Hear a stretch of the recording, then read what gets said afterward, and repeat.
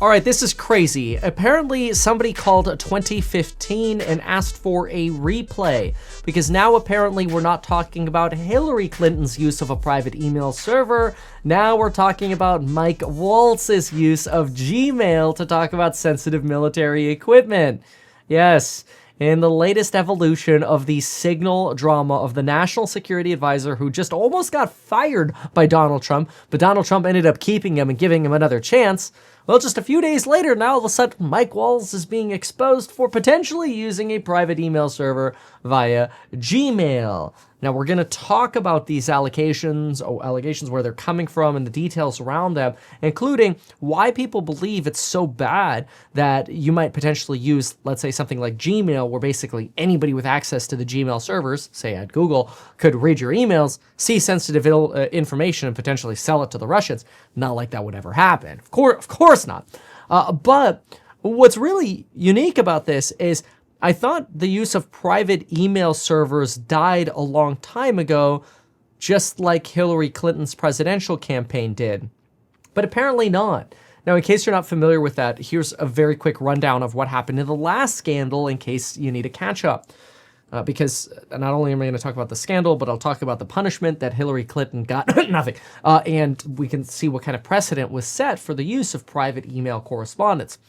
Anyway, in 2009 to 2013, Hillary Clinton under Obama, that's Obama's first term, used a private email server located in her home in Chappaqua, New York, rather than an official State Department email system. Her excuse was that it was easier to do that rather than carry around multiple devices, one signed into a government database and one signed into her personal. Anyway, she ended up using a private setup put together by a contractor. She had a clintonemail.com domain. You could actually Google what the email was. I'm sure it's shut down at this point, so you can't really drop her a note. I'm not going to mention it here because YouTube likes removing that sort of stuff, even though it's blatantly public information at this point. It's basically blah, blah, blah at clintonemail.com. But anyway, in October of 2009, the government extended laws around how important it was to preserve government communications. The whole point of preserving government communications are, one, you want to prevent prying eyes from like hacking in and viewing things. That's one. But also number two, you want this information to be available. This is why the use of Signal was such an eyebrow raiser, because Signal's known for disappearing chat. Well, the whole point of having freedom of information and the Freedom of Information Act, FOIA requests, is that we document the things that we do within government, so that way when we want to study what happened or where things went right and where things were wrong, we can go look back at them. This is part of one of the reasons why law enforcement officers now wear body cameras, right? Imagine if Donald Trump was forced to wear a body camera. That would be a reality show, but it would actually be a reality show as opposed to the scripted reality we see these days on reality shows. But anyway, as part of this sort of trove of emails that Hillary Clinton had were Benghazi emails. Remember, there's a great movie on this, but the Benghazi emails related to the CIA facility in Libya where 4 Americans were ultimately killed, and emails were recovered from Hillary's private email server. Again, she said this was for convenience. In 2015, the New York Times broke a story about this, how she had 30,000 work-related emails that were printed out and turned over. So it was like 50,000 pages worth. 31,000 personal emails were deleted. And then the FBI got involved to see if those deleted emails contained any actual confidential information. The National Archives at that time then called this a serious breach and said that private emails should really only be used in the event of an emergency. Say if like a server is down, use a private email in place that's still working, and then you document it after the fact, or simultaneously, so that way the information is protected, but you're still able to function as a government email or a government employee. Well, it's unclear if Hillary had encryptions on this account, and this is sort of the same issue that we're facing now with Mike Waltz and his staff. In 2016, the FBI got involved. They found that of those 30,000 emails that were turned over, 8 chains had confidential information, 36 chains had secret information, 8 chains had top secret information. So basically, Hillary Clinton was just using her email for all sorts of information, and she shouldn't have been doing that. Okay, we know that. So what did the FBI decide to do? Nothing. No, literally, the FBI ended up recommending no charges. And this is where a lot of people started getting their hate on for James Comey over at the FBI as the director of the FBI. And now What's fascinating is Mike Waltz is under the heat for exactly the same thing that they were making fun of Hillary Clinton for.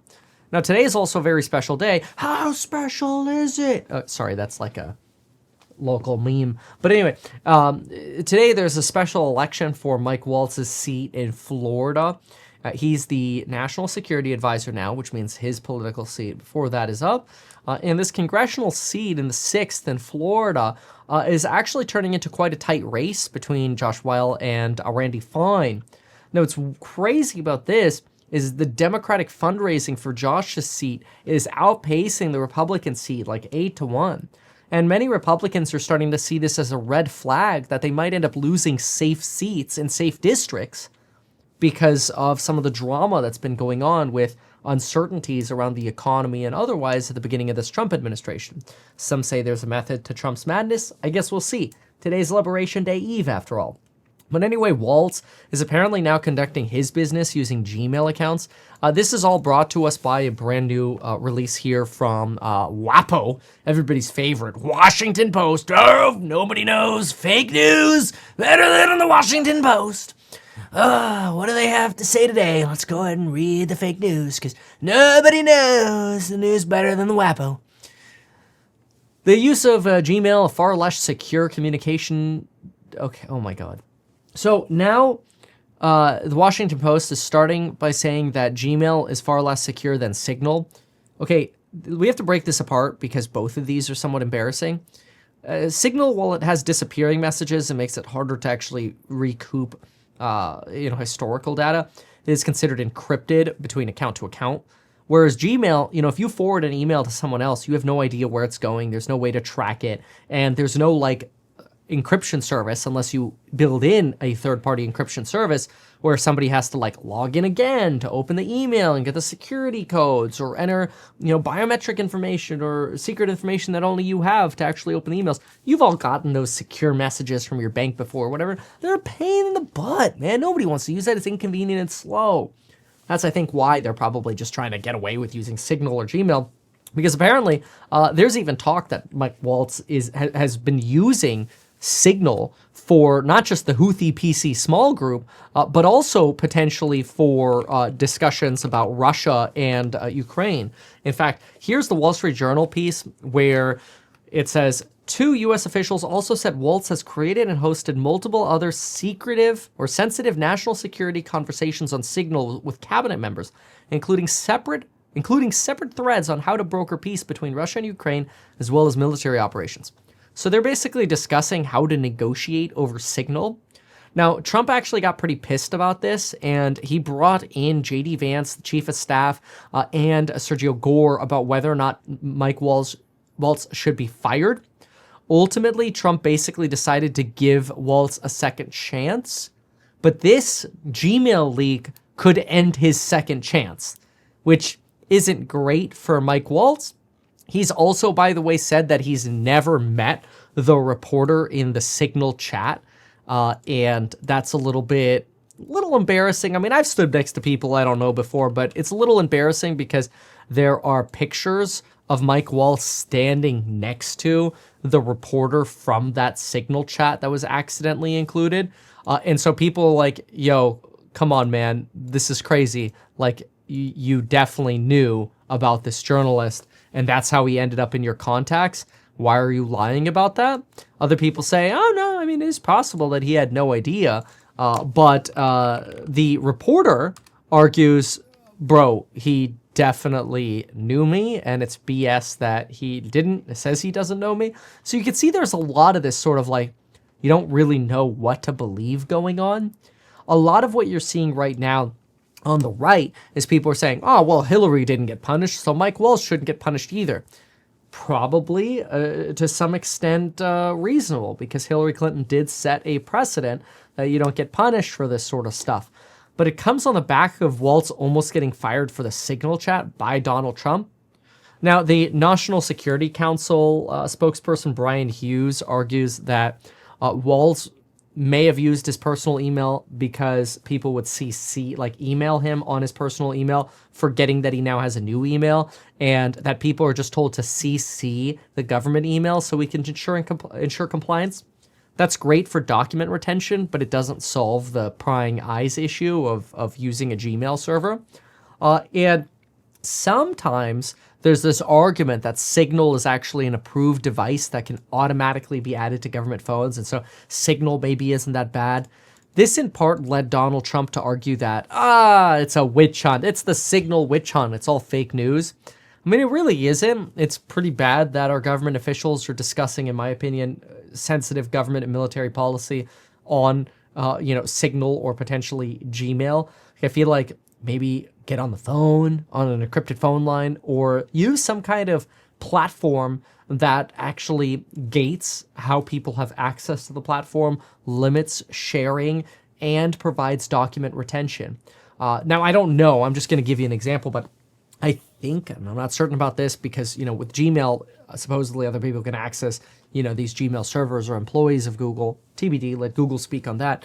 But some argue that you could use certain applications within like a Google administrative suite where you're required to have a physical security key or some form of advanced protection to get in on each side.